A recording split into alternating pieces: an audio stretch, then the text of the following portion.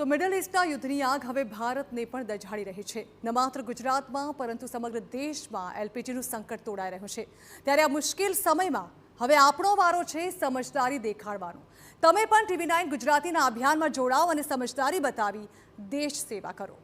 સમગ્ર દેશમાં હાલ એલપીજી સિલિન્ડરનું સંકટ છે, ત્યારે આપણી જવાબદારી છે કે આ સંકટના સમયમાં આપણે નાના પગલાં લઈ મોટું યોગદાન આપીએ। હાલ દેશમાં ગેસની અછત છે, ત્યારે આપણે રસોઈમાં કેટલીક એવી ટિપ્સ અપનાવી શકીએ છીએ કે જેના દ્વારા આપણે રાંધણ ગેસની બચત કરી શકીએ। એટલું જ નહીં, દેશની સેવા પણ કરી શકીએ।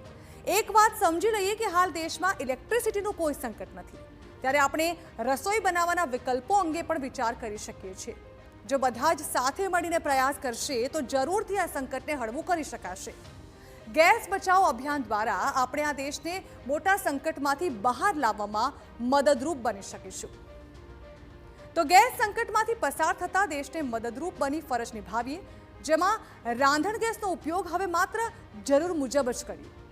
રાંધણ ગેસ બિલકુલ વેડફાય નહીં, તેનું ધ્યાન રાખવું એ આપણી ફરજ છે। હવે તેની જવાબદારી પણ આપણે નિભાવવાની છે। જેમની પાસે વિકલ્પ છે તે ઇલેક્ટ્રિક સ્ટવનો ઉપયોગ વધારી દે। ઇન્ડક્શન સ્ટવ છે કે પછી માઇક્રોવેવ છે, તેમાં ભોજન બનાવી અને ગેસને બચાવીએ અને સાથે ઝડપથી બની જાય તેવી વાનગીઓને જ પ્રાધાન્ય આપીએ।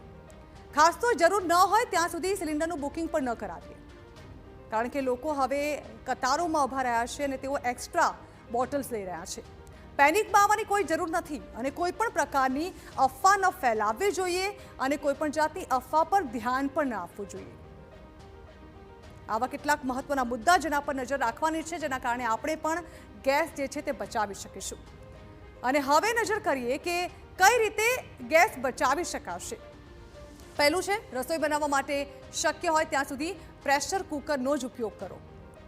પ્રેશર કુકરના ઉપયોગથી સમય અને ગેસ બંનેની બચત થશે। દાળ, ભાત કે પછી શાક બનાવવા પ્રેશર કુકરનો ઉપયોગ શ્રેષ્ઠ ગણવામાં આવે છે, જેના કારણે ગેસ પણ ઓછો વપરાશે અને સાથે સાથે આપના સમયમાં પણ બચાવ થશે। ભોજન બનાવતા પહેલાં ખાસ તો દાળ અને ચોખા જેવી જે સામગ્રી છે તેને પલાળીને રાખવામાં આવે। જો પલાળેલું અનાજ જે છે તેને બનાવવામાં આવશે તો તે ઝડપથી બનશે, જેના કારણે ગેસ સ્વાભાવિક છે કે ઓછો વપરાશે। સાથે જ ભોજન જે છે તે કુકર સિવાયના પાત્રમાં જો બનાવો આપ તો તેને હંમેશા ઢાંકીને રાખો, જેને કારણે તે બાફથી જલ્દી બની જાય।